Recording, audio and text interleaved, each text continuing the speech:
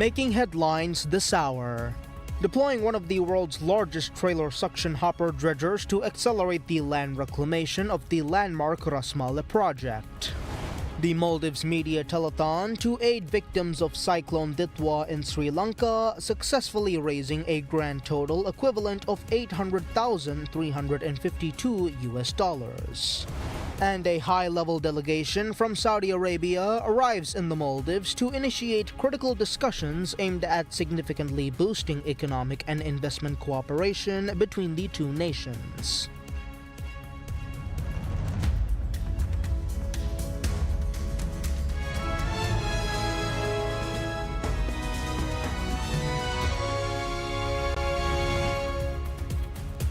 Bismillahirrahmanirrahim. Assalamu alaikum and welcome to PSM News in English with me, Abdullah Ahil.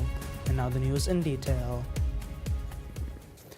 The government significantly ramps up its ambitious land reclamation efforts, deploying one of the world's largest trailer suction hopper dredgers, the Cristobal Colon, to accelerate the land reclamation of the landmark Ras Male project threefold. President Dr. Mohamed Muiz announced on X that the colossal vessel owned by Jan de Nul has commenced operations on Monday, marking a major milestone in the nation's drive to expand habitable land. This move is part of the president's October pledge to bring in larger dredgers to expedite land reclamation works across the Male area and other islands, with two such dredgers already in operation. The Ras Male project, envisioned as the world's first eco-city and a key promise of President Muiz's administration, is central to the government's broader agenda. Alongside Ras Male, extensive dredging operations are also underway for Hulu Male Phase 3 and Gullipalu, with numerous other land reclamation initiatives progressing through various stages nationwide. These accelerated efforts underscore President Muiz's overarching goal to ensure that all citizens without their own housing are provided with homes by the end of his current term. President Dr. Mohamed Muiz underscores the deep-rooted friendship and enduring partnership between the Maldives and the United Arab Emirates, while reaffirming the Maldives' commitment to strengthening bilateral cooperation across various sectors. President Muiz made these remarks as he extended heartfelt greetings to His Highness Sheikh Mohammed bin Zayed Al Nahyan, President of the United Arab Emirates, and His Highness Sheikh Mohammed bin Rashid Al Maktoum, Vice President, Prime Minister, and ruler of Dubai, on the occasion of the UAE's 54th National Day. In his letter to President Al Nahyan, President Muiz conveyed profound admiration for the UAE's remarkable progress under his visionary leadership. He highlighted the transformation of the Emirates into a beacon of innovation, stability, and constructive global engagement, acknowledging the significant strides made by the nation on the international stage. Similarly, addressing His Highness Sheikh Mohammed bin Rashid Al Maktoum, President Muiz lauded his distinguished leadership, recognizing Dubai's emergence as a leading center of innovation, economic growth, and cultural collaboration, reflecting the Maldives' appreciation for the UAE's dynamic development. Emphasizing the core of their bilateral relationship, President Muiz reiterated the Maldives' unwavering commitment to advancing the strong and long-standing partnership. He described the ties as being grounded in mutual respect, shared Islamic values, and a common aspiration for peace and sustainable development, expressing confidence in the continued strengthening of cooperation in all areas of mutual interest. The President concluded by extending personal best wishes for the health and well-being of the UAE leaders and the ongoing prosperity of its brotherly people. The President further conveyed his well wishes on his official X account, reflecting on the significance of the occasion for the Emirati nation and expressing optimism about the future advancement of Maldives-UAE relations. UAE National Day, observed annually on the 2nd of December, commemorates the unification of the Emirates in 1971. First Lady Sajida Mohammed declares the Maldives' national direction is fundamentally built upon the crucial goal of establishing an inclusive society, while speaking at a ceremony celebrating employment opportunities for people with special needs. The event marked the successful provision of roles to 30 individuals with special needs by the state-owned Housing Development Corporation, or HDC, a move the First Lady stated grants them the long-awaited opportunity to earn an income through their personal efforts. She attributed this significant step toward job creation to the current administration's inclusive policies, noting that President Dr. Mohamed Muiz has placed special priority on ensuring that people with special needs are fully integrated into the workforce, a commitment she believes will bring significant positive change to their lives. Recognizing the diverse skills and educational qualifications of the new recruits, First Lady concluded by urging HDC's staff and management to actively provide encouragement to their newly onboarded colleagues.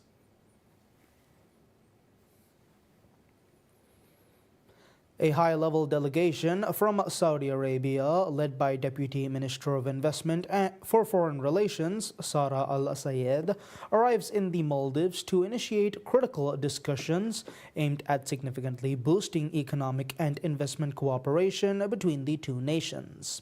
The visiting delegation is extensive, comprising several senior government officials alongside key representatives from the Saudi private sector, signaling a deepened commitment to exploring Maldivian economic sectors. The Embassy of Saudi Arabia in Male confirmed the Deputy Minister's visit is focused squarely on identifying and realizing diverse investment opportunities. The visit builds upon a robust diplomatic relationship first established in 1981 and follows the signing of a memorandum of understanding last year designed to strengthen bilateral economic and trade relations. Saudi Arabia is already a major contributor to Maldivian infrastructure and development, primarily through the Saudi Fund for Development, or SFD. To date, the SFD has provided over $470 million in assistance across vital sectors, including transportation, health, housing, and fisheries. This financing package included a substantial $100 million commitment specifically earmarked for the construction of the new passenger terminal at Velana International Airport. With numerous Saudi companies having previously expressed strong interest in actively investing in the island nation, the current high-profile discussion has the potential to formalize new commercial ventures beyond traditional aid structures.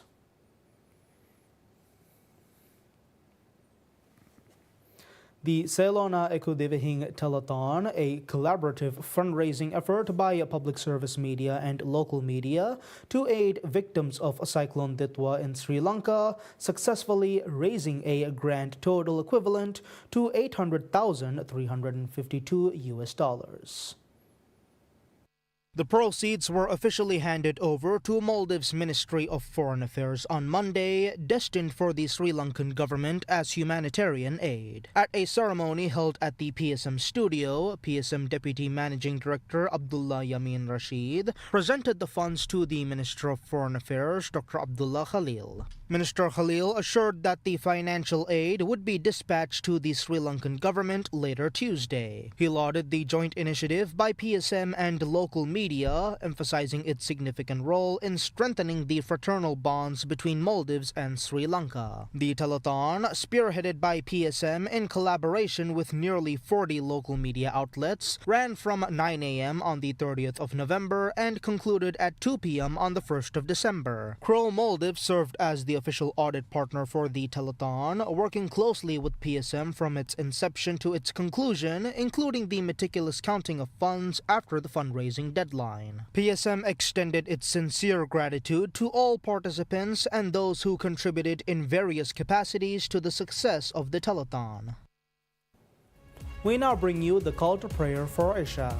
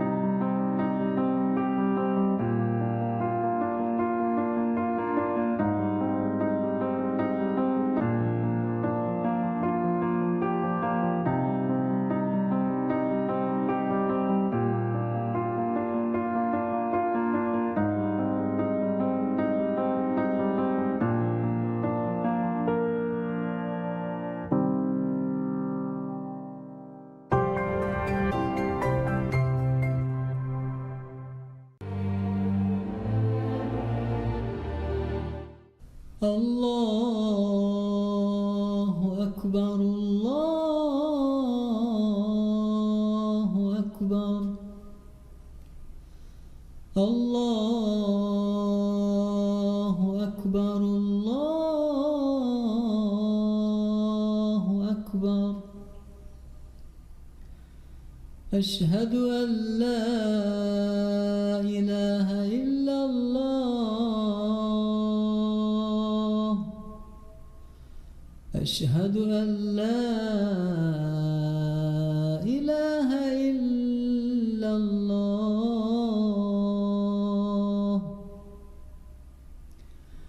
أشهد أن محمدًا رسول الله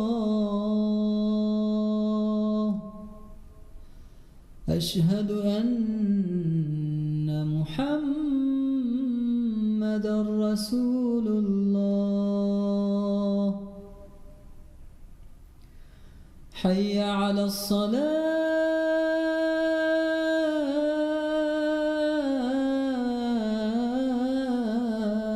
الصلاة حي على الصلاة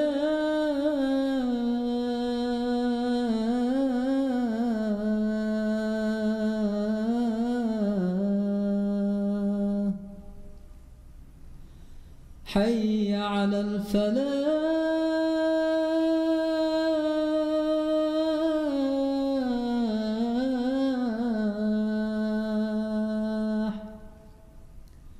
حي على الفلاح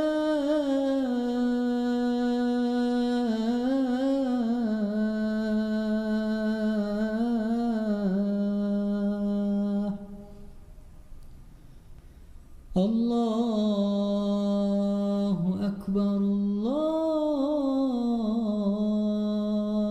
أكبر لا إله إلا الله اللهم رب هذه الدعوة التامة والصلاة القائمة آت محمدًا الوسيلة والفضيلة والدرجة الرفيعة وابعثه مقامًا محمودًا الذي وعدته وارزقنا شفاعته برحمتك يا أرحم الراحمين وصلى الله على محمد وآله وصحبه وسلم والحمد لله رب العالمين.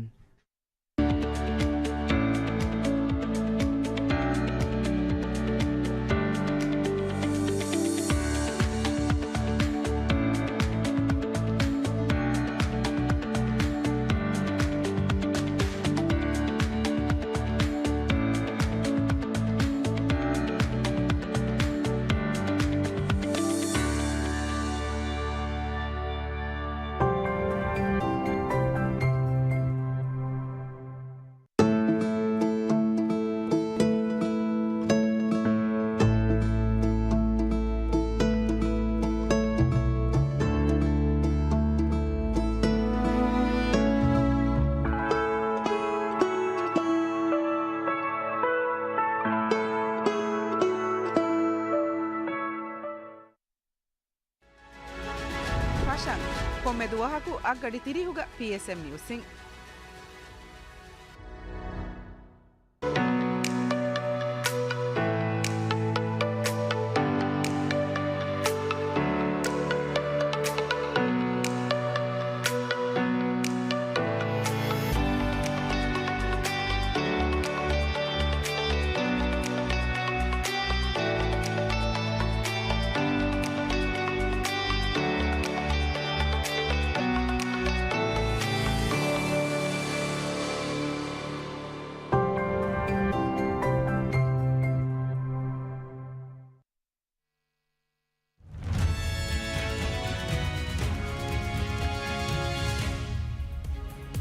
Welcome back to our English news broadcast. We continue with the local headlines.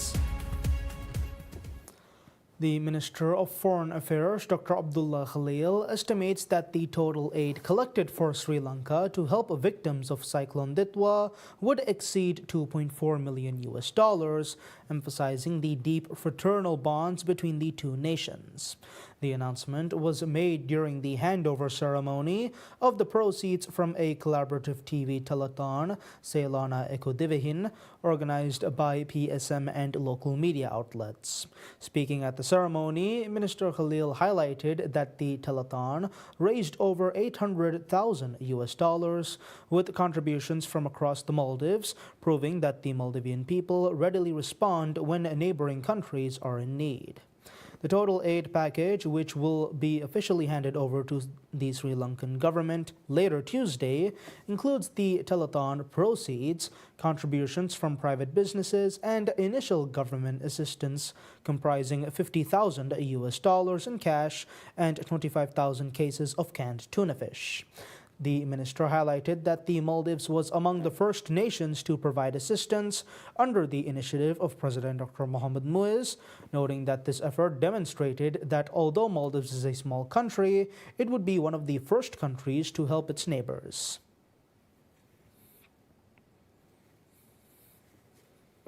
The Ministry of Finance and Planning reports a sharp contraction in the national budgetary deficit, attributing the improvement to rising revenues even as the government advances development projects and enacts pay harmonization. In its weekly fiscal developments report, the ministry said total revenue and grants reached $2.17 billion by the 20th of November, a 9.5% increase from the previous year. The gain was driven by a 12% rise in goods and services tax receipts, underscoring the strength of domestic revenue mobilization. Government expenditure declined by 12.6% to $2.28 billion, producing an 84% reduction in the overall deficit, which now stands at $97.34 million.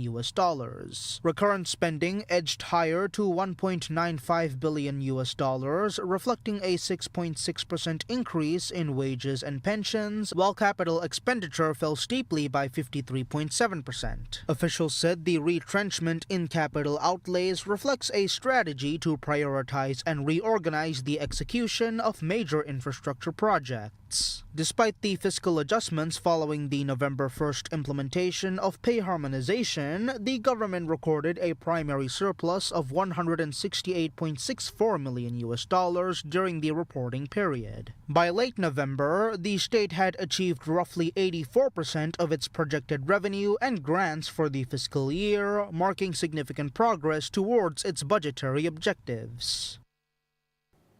The government has suspended vehicle registration services for foreign nationals, a step that Minister of Transport and Civil Aviation Mohammad Amin says reflects efforts to overhaul the nation's land transport laws. Minister Amin said the temporary measure is intended to ease mounting congestion in Male while lawmakers deliberate on a legislative framework that would impose stricter penalties and redefine licensing protocols. The draft legislation introduces substantial fines for regulatory violations and clarifies licensing procedures for non-citizens. Foreign nationals holding valid licenses from countries that are party to international traffic conventions would be permitted to operate vehicles locally. The bill also codifies negligent or dangerous driving as a criminal offense. Fatal accidents would carry a mandatory 20-year prison sentence, while accidents causing physical injuries would result in prison terms ranging from 5 to 15 years. Any prison sentence for traffic offenses would automatically cancel the offender's driver's license, which would be reinstated only after completion of a specialized rehabilitation program administered by the Transport Ministry. Authorities have also been instructed to finalize supplementary regulations within 6 months of the law's ratification.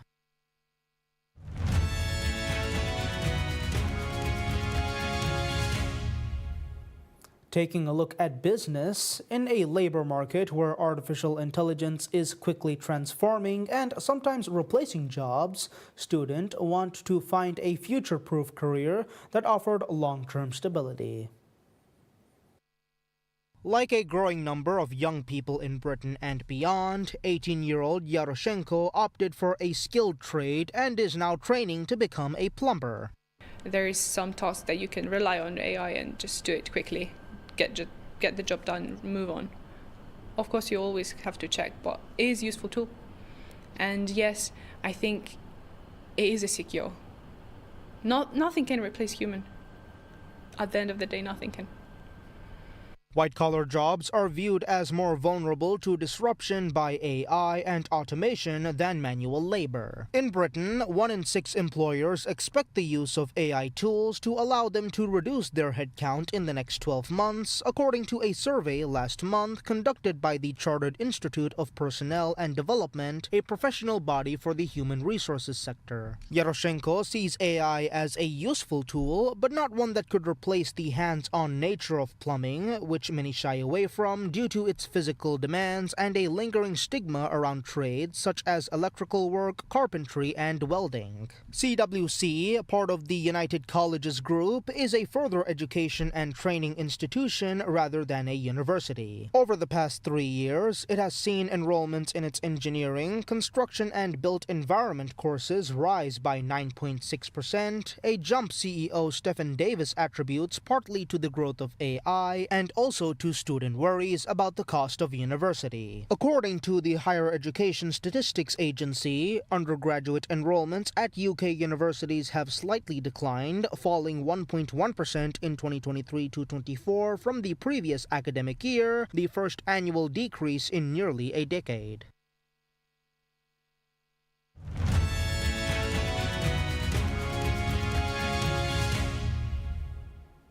An update on world affairs. The White House says on Monday that Defense Secretary Pete Hegseth authorized an admiral to conduct the strike that killed 11 people on a vessel from Venezuela, allegedly carrying illegal narcotics.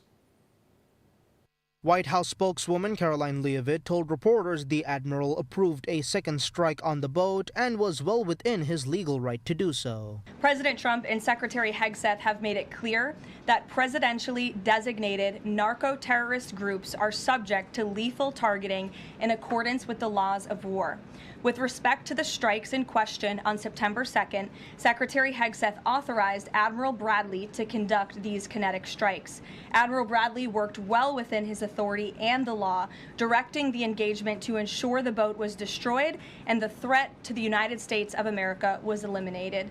Writing on social media website X, Hegseth defended Bradley, calling him an American hero and saying he has his 100% support. Hegseth said he stands by Bradley's combat decisions on the September 2nd mission and all others since. Starting in September, the U.S. military has carried out at least 19 strikes against suspected drug vessels in the Caribbean and off the Pacific coast in Latin America, killing at least 76 people. Critics have questioned the legality of the strikes, and both Republican and Democratic lawmakers have pledged to look into them.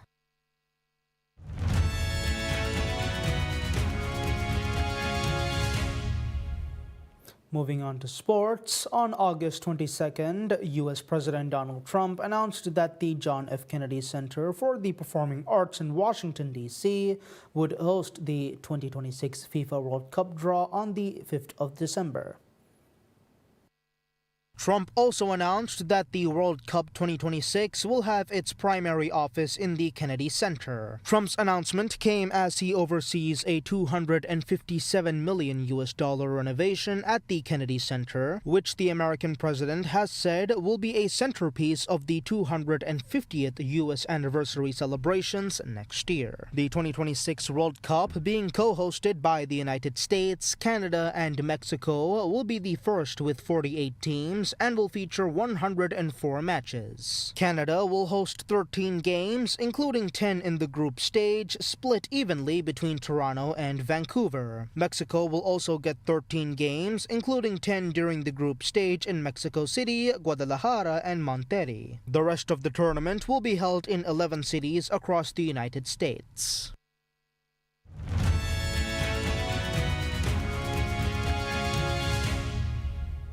Concluding with more lighter yet interesting news, robotic stroke surgery is carried out on a pig in Paris by a specialist in Scotland, demonstrating a new era in remote robotic brain surgery.